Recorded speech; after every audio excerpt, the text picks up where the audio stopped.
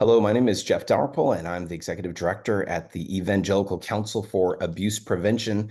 We are a national association of Christian ministries committed to child and youth protection, abuse prevention based on our Christian biblical worldview. We do that primarily through established child safety standards and accreditation. Our goal is to help create safe places for kids to hear the gospel and to grow in discipleship. You are listening to or watching Meet the Experts, and my guest today is Laura Howe. Laura is the founder of Hope Made Strong, and by trade, she is a licensed social worker. Founded this special ministry in 2019. They do work for clinical mental health. They also address addictions, and today we're really focusing on how can a church create a culture of care. This is really, really important. And we, as Bible believing, gospel loving Christians, realize that statistically speaking, our congregations are filled with people who have experienced trauma, whether that's trauma in the church or out of the church. For example, sexual abuse alone, we believe 1 in 3 girls will be sexually abused before the age of 18, and 1 in 5 boys sexually abused. And so the trauma that these individuals are experiencing as they come into our faith and Christian communities is extensive. And so how can we create a culture of care in our church where healing and hope can take place all around the gospel of Jesus Christ? So, Laura, welcome to Meet the Experts. Thanks so much for having me. I'm excited to connect with you and everyone who's listening. Thank you so much. Laura, would you just share personally with us first? Who are you? Where do you come from? And then talk about your ministry. Sounds good. My name is Laura, and I hail from Toronto, Canada. So I'm a Northerner, your fellow neighborly Canadian from North. Hopefully, I don't have too much of that Canadian accent, but I am guaranteeing it's going to come out. And my background is, like you said, clinical mental health social worker. And for 15 years, I worked in my home community with those who are struggling with addictions, housing, and mental health. And my work started with Hope Made Strong in my own local church. I have never been to seminary. I am not called to be a pastor or missions. I think I'm too high maintenance for that missions work. And so, but my heart cry really is for the local church to become a safe place where people belong, where they find purpose and meaning and have dignity and honor to their life, and they find hope. And so that really are the core values of Hope Made Strong, and where we come alongside churches and help them develop care ministries that are strategic and that do not burn out their staff and their volunteers, because I think that is key. We all have those stories of burnout when it comes to volunteering at church, and that is not a good look. Let's just say that's not a good look. So excited to be here, and hopefully I offer some sort of practical takeaway that you'll be able to use right away in your church.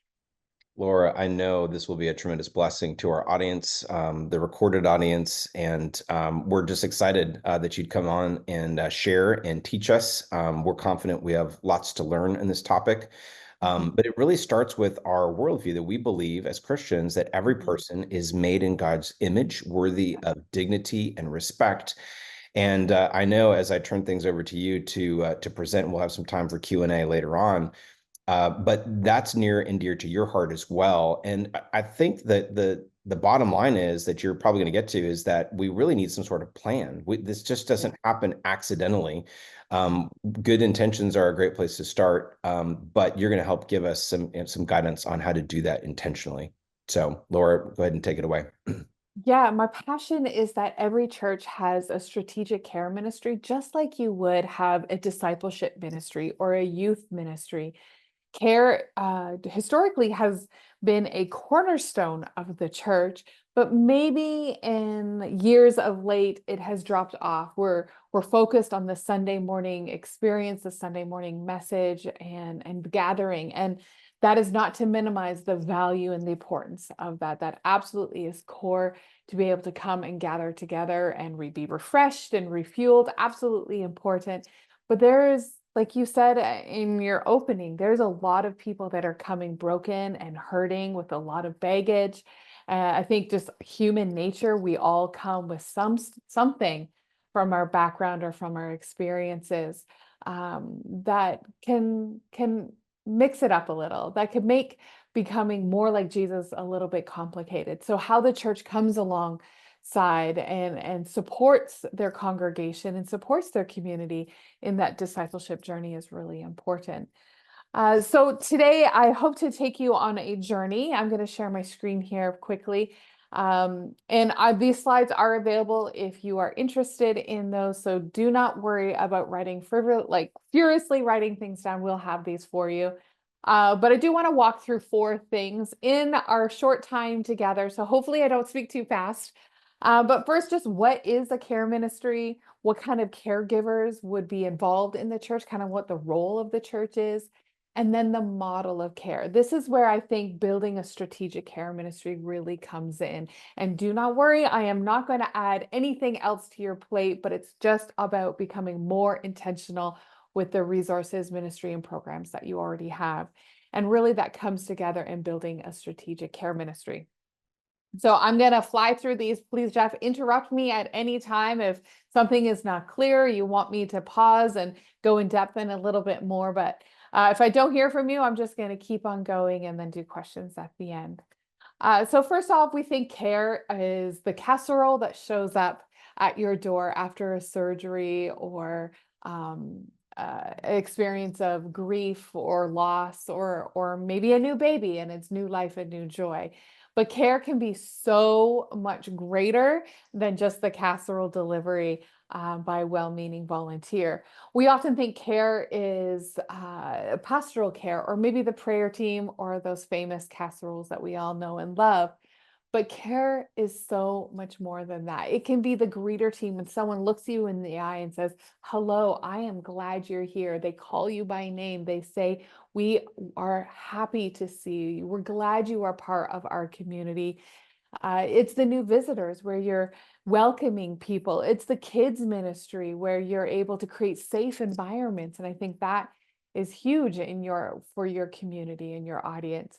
Care can be the extension of care or the threads of care reach into every aspect of your care ministry. I say that care is the stickiness that keeps people a part of the community. They might show up for an event or something that's exciting, an outreach perhaps, but they stay because they feel cared for, they feel known, and they feel safe.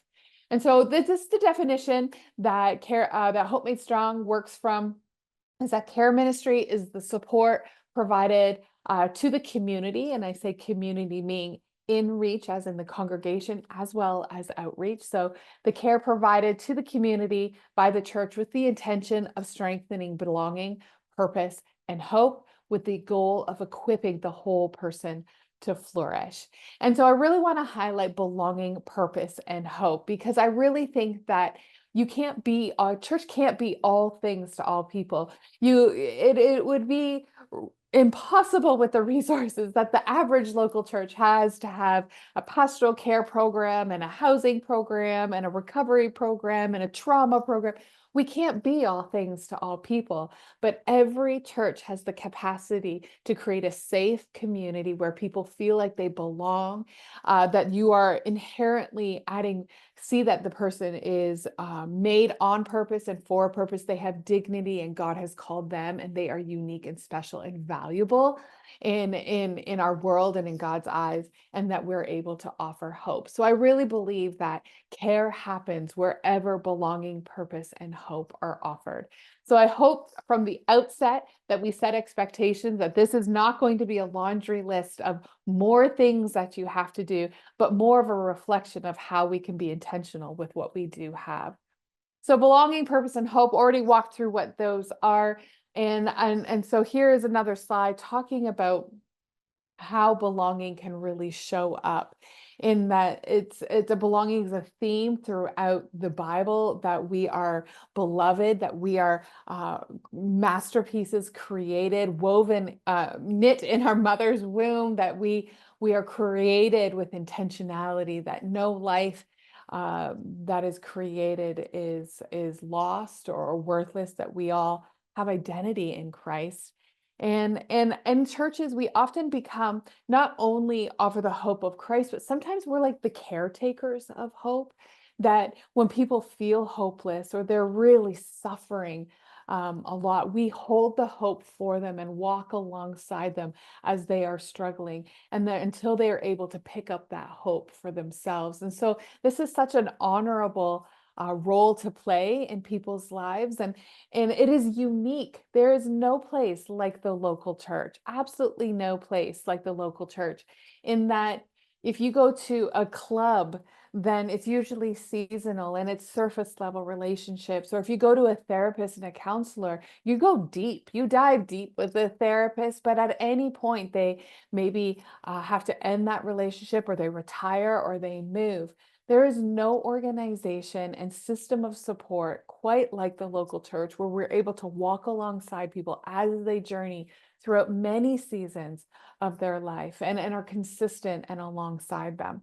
And so it has been commonly thought over the last couple decades that if you're struggling with mental health, if you're struggling, you need to see a professional. And as a clinician, I honor that. I honor that there is, in some cases, you need to see a clinician or a professional to help you navigate some really complicated stuff. But I truly believe that when you and I, when the average person is struggling, we go to our friends and family first. We seek support from those who are close to us. And so there are three types of caregivers that each church has the ability to provide care and support from. So first off, it's the pastors. Pastors are able to provide care from a biblical perspective or a biblical lens. They have specialty training in theology and what the word of God says, and how that relates to someone's life. And all the pastors are holding their breath, hoping I don't say that everyone needs to go see the pastor. That's not true. Some people need to go see the pastor for those things. But pastoral care is often time limited. You go for a specific problem. Hey, I'm struggling in my marriage. I'm really struggling with hopelessness, or I'm struggling with my faith and it's impacting. I'm feeling depressed and just don't know what to do with that. So we go for a specific reason, and it's usually time limited. And the care that pastoral support offers doesn't always have to be the lead pastor. There are many people often in that position, like deacons or elders, that can hold that space of pastoral or biblical support. So that is very much a caregiver in the local church. Another, and I think the secret sauce of churches and the most underutilized supports that we don't access often, but their churches are filled with, are peers. Those of us who've been through tough times and have seen the other side, who we've seen God redeem and help us overcome, and we have stories and wisdom to share. As a clinician, when I was working in a community mental health clinic, part of my job, or one of my responsibilities as a project leader, is developing the peer support program. And so we're seeing this over and over, at least in Canada, where clinical settings are trying or are valuing and seeing that the support from peers, those non-clinicians who have wisdom and support to share, it offers a tremendous amount of value in people's recovery journey, recovering from grief, recovering from addictions, recovering from mental health. And so clinical settings are adapting more and more the expertise of peer supports. And in when I was doing that role, I was noticing our local churches, our pews are full of people with wisdom to share, and full of people who have the gift of compassion and empathy, and who would love to come alongside people. And so I really think this is an underutilized caregiver in our churches that we don't often empower to say, hey, would you be willing to use your wisdom in this capacity? So peers are able to offer a tremendous amount of support, anywhere from being part of the prayer team and those one-off moments in those services, or maybe over the phone throughout the week, to coffee dates, or coffee, maybe not dates isn't the right word, but those coffee talks, those coffee chats that you have when you just need to connect with someone who is not a clinician, who's not a professional, that you would just want to relate to, someone who's been there, done that. And so peers are an excellent, excellent resource for caregiver as a caregiver. And then churches, whether they have a clinician in their congregation or part of their staff, professionals are an exceptional tool to be able to use, or a resource you're able to offer through partnerships and collaboration. Now, professionals, they have the different skill set, or the tools in their toolbox is often case management, diagnosis, medication, and then therapy for recovery or addictions. So there's a specialty that comes with professional or clinical care that I think each each caregiver, pastor, peer, or professional, I gotta have the three P's. I'm talking to church folks. So pastor, peers, and professionals each have their own skill set they're able to add value to those in your congregation and community who are looking for support. So those are kind of the caregivers. Oh, I should have gone through each of these slides. So here's the peers. They provide long-term relationships like none other. Pastors are able to provide that one-on-one support that is goal-focused and from a biblical lens. And then professionals, as mentioned.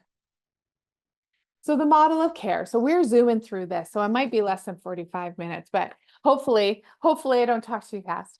The model of care that every person, as human nature, how we access support normally, or what we think of is if the community or someone in the community needs support, they go to a professional, they go to a medical health professional. And while that is probably extremely effective if you are able to access them, it is not efficient, because there's not enough clinicians in this world and in your community, certainly not in my community, to be able to manage the needs that we have. And so this is why churches are seeing a greater and greater amount of needs that are coming into your church, and they're looking for you. There's been research done saying that those who are of a part of a faith community will go to their faith community or faith leaders first before seeking a professional, because your faith, they have trust and know and familiarity with their faith leaders. So whether churches are ready for it, not ready for it, or maybe they're not, people are coming to the church for help. And so we need to be prepared for that. And that's what you guys do fantastic around keeping our community safe. But what happens when someone's coming with a mental health struggle, or with a relational or interpersonal issue? How do we manage that? And so by just looking at the model of care, I want to be able to show how the church is able to provide care at each level. So this first level is very at the bottom. It's at the tip of that triangle, and it is professional care. And it's at the tip of the triangle because we have the fewest amount of resources in this space, but also, to be honest with you, the fewest number of people need to access clinical care. Now, if you are one of those people who need to access clinical care, that's okay, because I have been in that position too. There's been seasons in my life where I've needed to access clinical support as well, but it's usually short term, or it's usually the fewest number of people. In fact, the greatest number of people, everyone, has the capacity and first goes to self-care. Now, self-care has received a bad rap lately because, is it selfish to have self-care? I'm not thinking green smoothies and like spin class for self-care. When I think of self-care, I'm like, okay, I need to take a long shower, go for a walk, listen to music, read a book, have some downtime. Your go-to practices when you feel overwhelmed and stressed, those are the things that I would identify as self-care. The things that you do when you're struggling to soothe your own needs. So those everyone has access to that. So self-care is the first one. Community care. When I'm feeling rough, I connect with my friends, my family. I recently just joined a volleyball league because I was like, you know what? I'm isolated quite a bit working from home on the computer a lot. I'm isolated. I need to connect to a broader community. So I joined a volleyball league. Many people do this as a way of support or finding encouragement. Now, in those communities, doesn't mean that you share all your secrets or you divulge all your struggles. That actually happens more in those coffee chats, like we were talking before with our peers. We intentionally reach out saying, "Hey, I'm going through a lot. Can you go for a walk, or do you want to meet for lunch? Or I'd love to be able to go on a phone call." This is the peer support.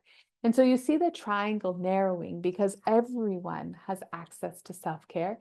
Most people have access to some sort of community, and most people community, and then some people access peer support, or they access peer support some of the time.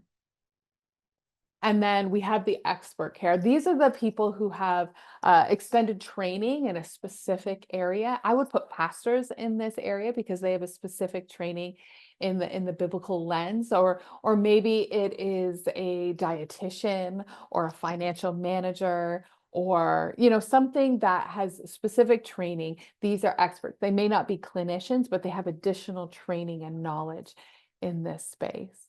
And so this is the model of care, how you, I, everyone, your neighbors accesses care. So if we don't want to add anything else to your church agenda, but we want to create a space full of belonging, purpose, and hope that really is able to navigate care with and alongside people, we want to look at what the church can do in each of these spaces. So one of those things is the church is able to offer in self-care training and teaching on resiliency, on who you are in Christ, that you are an overcomer, that you have purpose. You were able to talk about forgiveness and Sabbath and honoring the body. There's many things that we're able to offer and train through our discipleship, small group, or even Sunday morning experiences that equip an individual to have great self-care habits. So I'm not saying you need to add a whole new program, but you are able to be intentional in equipping people to be able to utilize self-care. Community, oh my goodness. This is what we're known for. This comes organically, naturally. We don't even have to think about this. This happens every week on Sunday mornings, that we are able to create spaces where people are welcome, they feel like they belong.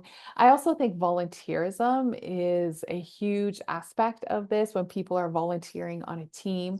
And if we frame it as in, what are your giftings and skill sets? What are your goals? What are things that just light you up? And help people find how they can serve in that way, rather than just filling a roster of kidsmen and a roster for people for parking or cafe or greeters. Then we're able to really lean into that. How can we equip someone? How can we invest in someone's purpose and skill set and giftings?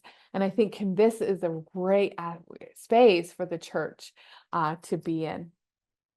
Also, missions is being a part of something bigger than yourself. And so community is huge. So peer support, I said earlier that this is probably the not we're not using this to its full capacity, this area. So lay leaders, small group leaders, prayer team, people who are a part of hospital visitation, or maybe even pastoral care. Peers, connecting with peers at your church is a key point. I think this is when a key role and function for churches that we're missing out. Many times people say, "Hey, you're struggling, go see the pastor, go see the pastor." When we go from self community and skip peer and go directly to the pastor. But I think there's a lot that can be done in this peer group through training and equipping and ensuring. And I think you guys talk a lot about equipping, like training and ensuring that your volunteers are trained and have the knowledge to be able to do their work safely. And so we want to really grow that ministry in churches.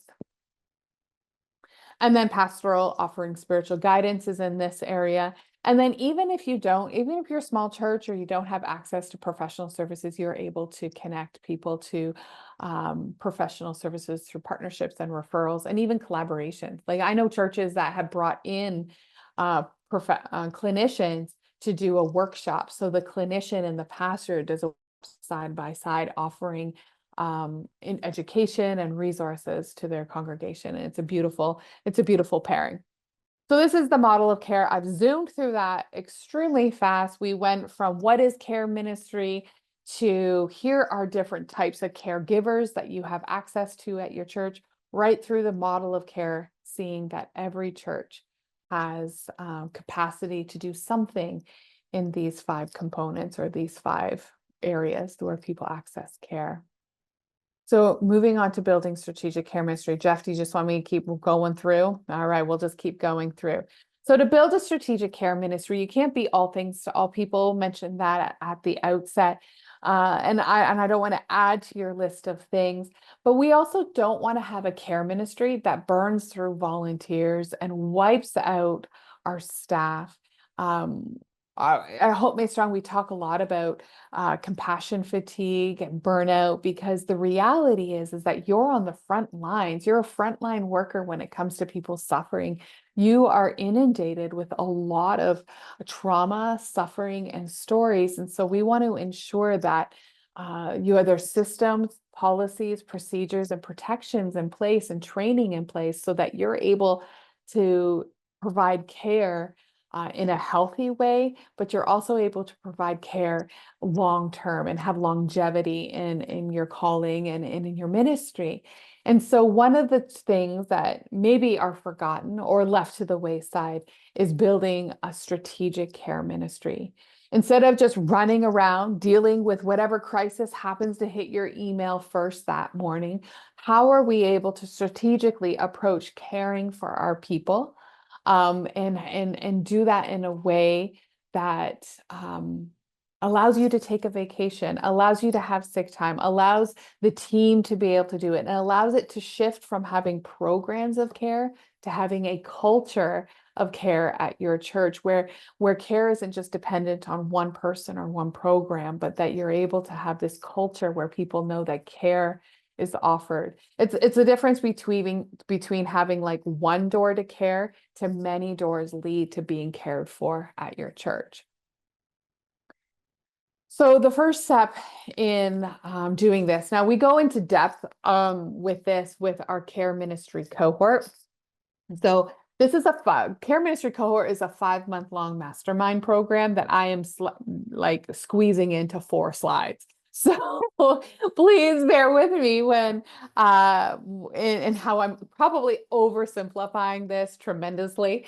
But care ministry is part of the local body. It's part of the church. And so we wanted to align with the church's vision. And from this Venn diagram, you can see that your sweet spot for care ministry really is where the church vision overlaps with the strengths of your people, that overlaps with the need of your community. That is the sweet spot for your care ministry. Anything else beyond that is perhaps maybe an outreach opportunity, or perhaps you're able to connect with partners who are to meet those needs, or maybe you need to be creative and have real conversations with leadership about buy-in, saying, hey, we're really good at this and there's a need. Let's adopt this as part of our DNA, as part of our vision for our church.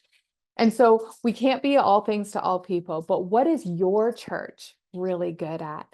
And the key thing here is that your church's care ministry is going to be as unique as your community, as unique as your people, and as unique as your culture. And so your care ministry is going to look very different than the care ministry from the church, in a different community or county or state, because your people are different. And that's good. We don't want cookie cutter care ministries. We want to be able to offer and serve the people that God has entrusted to our congregation. And so there's some questions there that you can walk through that will prompt you to really explore, how is our care ministry aligning with the vision of the church? The next area for strategic care ministry is looking at systems and policies and procedures. And I think these are where my systems and policy people are at. I think this is a safe place where you guys like that stuff. I'm usually talking to like touchy-feely people, and I love like give me a Gantt chart and a flow chart all day long, and I'm happy. So this is the stuff that I love, and I hope you do as well. But we want to really stop chasing fires and really be able to have proactive care rather than reactive care. And so seeing the patterns in your church, what happens when there is a loss in a family? What happens when a crisis emerges? Do you have a policy and procedure for duty to report? Which I hope you do. If you're on this call, you likely do. But many churches don't have any of those things set up. And so they're constantly just reacting to the next crisis. And so if you know that when someone has a new baby, what happens? Here are the three things. They get a card, they get sent diapers, and the children's pastor calls them. Then there's no guessing. It takes the stress out of it, and it actually engages others into that care work. And so having continuity of care and being able to create pathways of care and systems and policies are really important. I don't have a slide for it, but I think as care leaders, we have a responsibility to know how people how people, oh my gosh, I forgot the first R, it's an acronym. How people report, not report, how people share their share their care needs. I'm going to think of it afterwards, and it's going to bug me that I can't remember how people share and tell you that they have care needs, how you respond to those care needs, and then how you report those care needs. Those are the three areas or three core components where you need to have a system or a procedure so that there's continuity in care. There's a lot of offense that could happen, a lot of hurt feelings that could happen if one congregant receives care and another congregant doesn't. And so we want to avoid that. We really, truly want to offer care to the whole body. So this is why systems and policies are important. Where I'm at with time, we got 5 minutes. Good. We're tracking. We're good. So the other area is team development. And this is probably the thorn in every leader's side, trying to find volunteers and engage them and onboard them.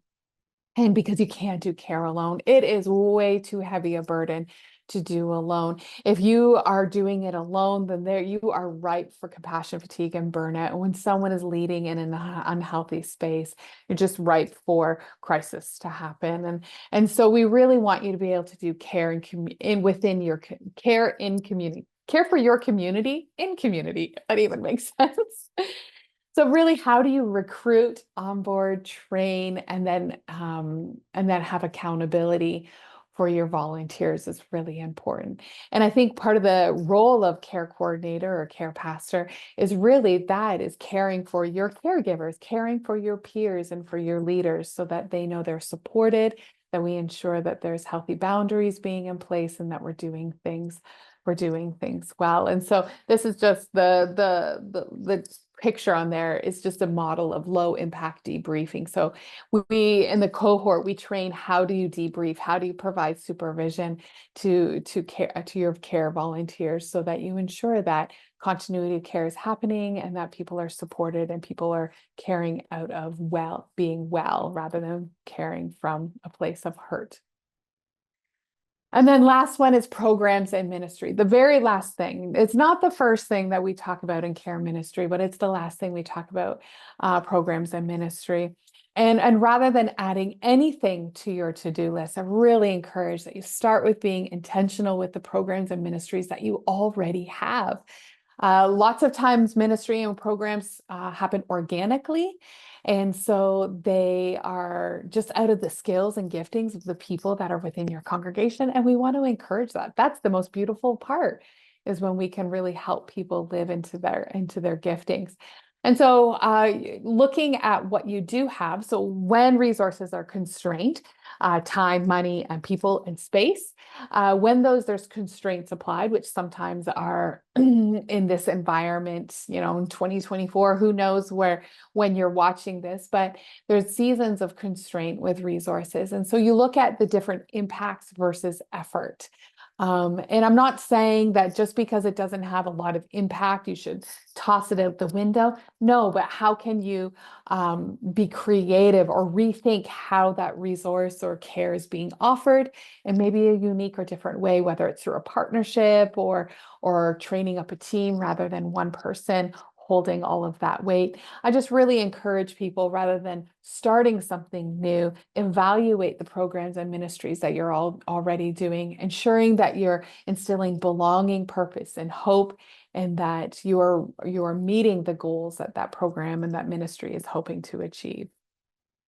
All right, I think I'm done. That was a quick fly through, Jeff. I hope that was all right. People can slow it down or rewatch again, I guess, if they missed anything.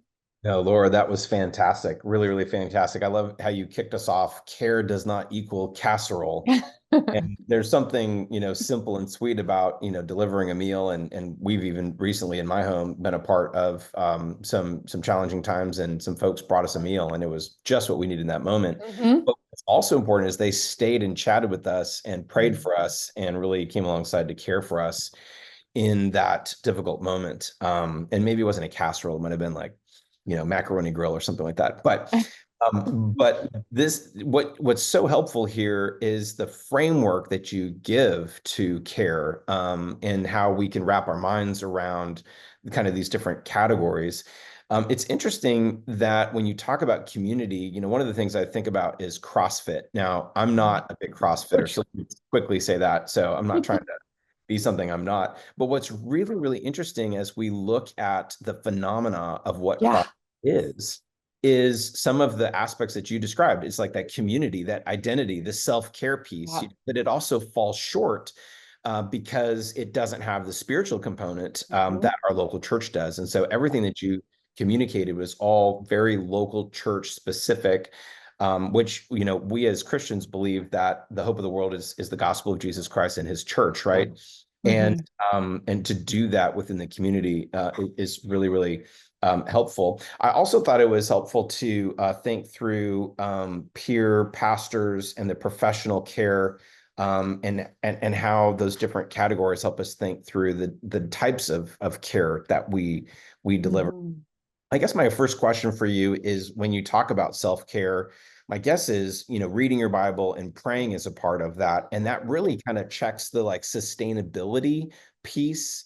And maybe you could just elaborate a little bit more on that. Like if we aren't taking care of ourselves, then it makes it more difficult, especially for those in ministry, whether you're part-time, full-time, or Mhm. volunteer. If you're doing any sort of ministry and you're not taking care of yourself, you're bound to burn out, right? And that compassion Mhm. fatigue that you talk about. Could you talk just a little bit more about the spiritual components of that self-care? Yeah, absolutely. Burnout is a real thing. I've experienced it myself. About 6 years ago, I was off of work sick. And so there's no shame in burnout. It sneaks up on you.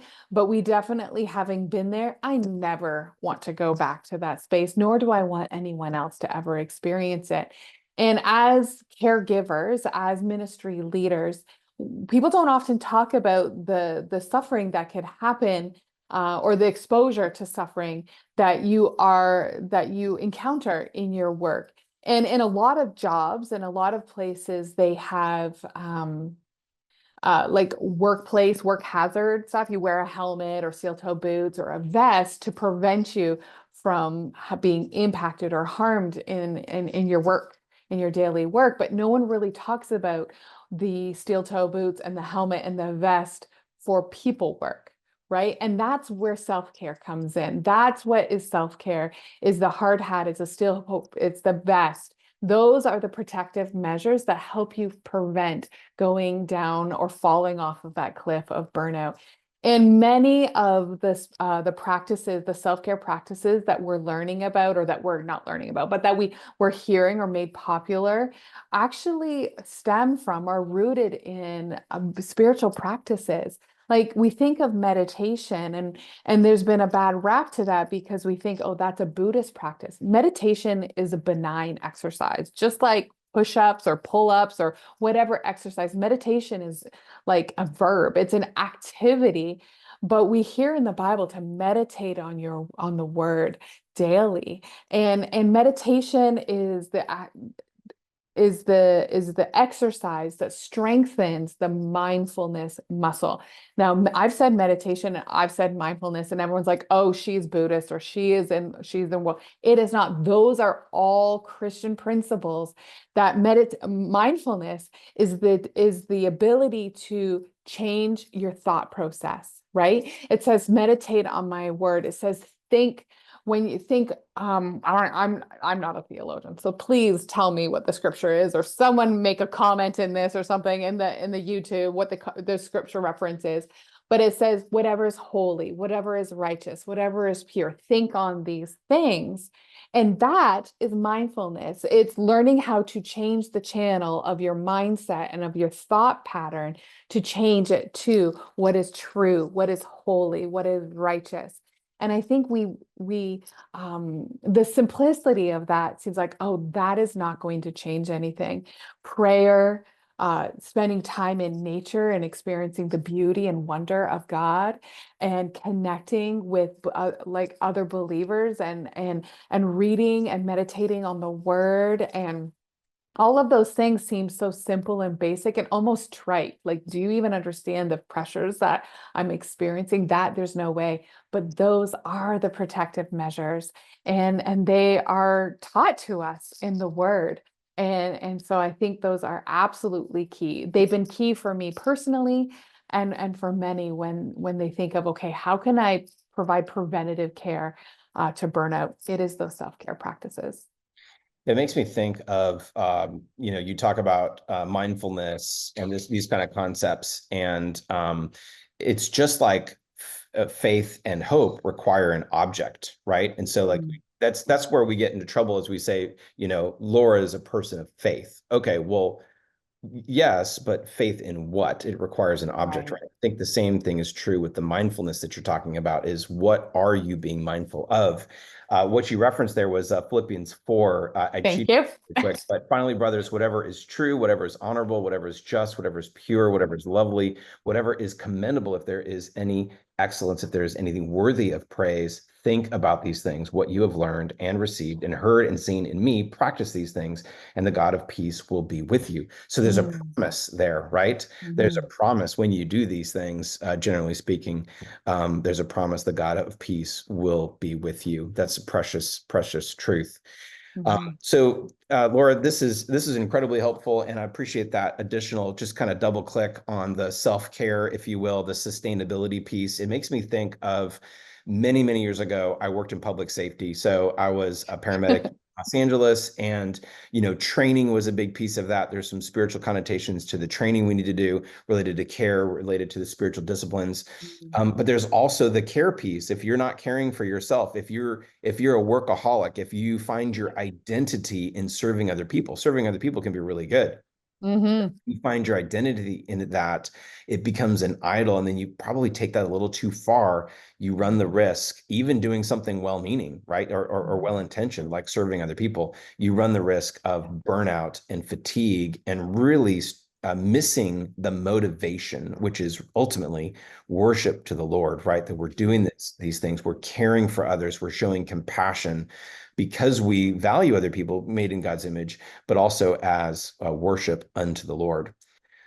Could you talk a little bit more about some of the resources that you and your ministry, Hope Made Strong, provide? I know you've got a podcast, you've got different courses and offerings. Where could someone go to learn more about these concepts that you're sharing? Yeah, hopemadestrong.org is our website, and it's kind of the central place where houses all of these things. We have online courses, self-guided courses. We have coaching that is available if leaders wanted to say, okay, more in depth. The cohort, which is a 5-month long mastermind with a community of leaders. So you get to hear and share wisdom and learn from other leaders from around the world. The model of care, that the triangle, I can also provide you the links to that, as well as those 4 points if people are interested in downloading that. Podcast is called the Care Ministry Podcast. And then the Church Mental Health Summit is also an event that we host annually. And so all of those things, you'll be able to find out more information at hopemadestrong.org or on Instagram, which the handle is, just look up Hope Made Strong, you'll find it. So I think one of the big takeaways here is to have a plan, to be intentional. Mhm. Yeah. Um, Again, I love the framework that you bring to the topic of care, but I also think about asking for help. And this is really where Mhm. your ministry comes in. Maybe the busy pastor is listening and he's thinking, um, my goodness, this is Mhm. great, but there's no way I have zero capacity. Yeah. Maybe what they need to do is just think of Ephesians 4 to equip the saints for the work of the ministry. If you are a busy pastor or staff member of a church and you're not asking the church community to be a part of the ministry, you're really limiting yourself and you're Mhm. potentially even robbing the church members of that opportunity to serve. And so I'd just love to ask for you to speak into this. What would you say to that busy ministry leader? How to ask for help? Where do you go if you want to put into practice some of these principles that you're talking about? Yeah. What I will say is do not stand on stage and say we want people to care for others, because the volunteers that will probably raise their hand are probably not the volunteers you want. But really pray about it and discern who in your team and in your circles of high capacity leaders have teachability to and who are open to accountability and who have a strong area of administration. When we think of care, we often think, oh, we want the soft people, the people who are always compassionate. Absolutely, we want compassionate people in this. We don't want, people jaded and rough and saying, no, we want the compassionate people. But the majority of your people probably have some component of compassion. But care ministry is a high admin space where they're navigating a lot of interpersonal relationships. They're navigating a lot of spaces because it's integrated in many different ministries. So a high capacity volunteer who's open to being accountable and who is good at administration. A number of churches have administrative support or care coordinators as a volunteer role, and there is a way to do that effectively. So I understand that busy leaders are often leaders of smaller congregations with limited budgets who may not have the ability to hire for this role, but there is a way to be able to do it effectively with a volunteer. It made me think of all sorts of funny things when Yeah, you said that, making some sort of stage, don't do that. cattle call, right? No, to target someone intentionally and say, hey, Yes, with this. And it sounds like what you're describing is a mobilizer kind of person. absolutely. Is that the right term you think of? Okay. Yeah, absolutely. The care coordinator actually does very little caring themselves. They're more just a navigator. They navigate, they know who's doing what, they know where the resources are. And so a lot of what the coordinator does is navigating and people management. That's really good. Yeah. Well, folks, my guest today is Laura Howe. Laura is the founder of Hope Made Strong. You can learn more, and I encourage you to check out their podcast, resources, courses available at hopemadestrong.org. She is a mental health clinician and community development strategist for churches that want to care for their communities without burning out. And that last part is really, really important. She Mm. supports local church leaders to overcome and prevent burnout, create effectiveness and sustainable care ministries, and to be a beacon of hope for our communities.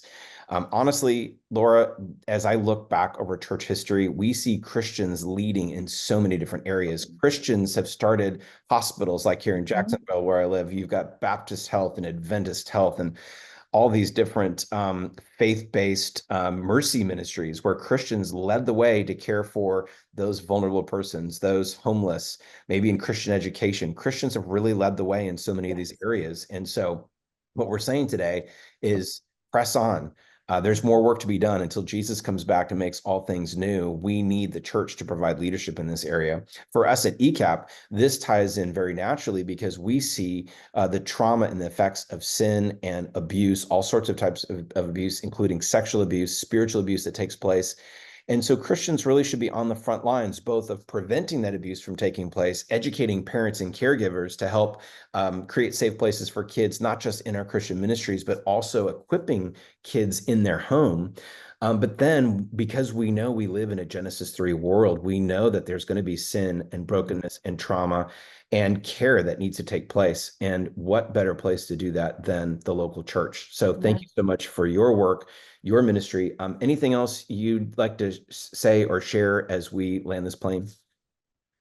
I'm just really encouraged that what is growing now is the collaboration. I'm finding that more and more organizations are recognizing that we need to, like you said, stand up and be the local church and become safe places. And so just excited for all the collaboration, both locally with organizations and social services, but also for us being able to do this together and get the message out.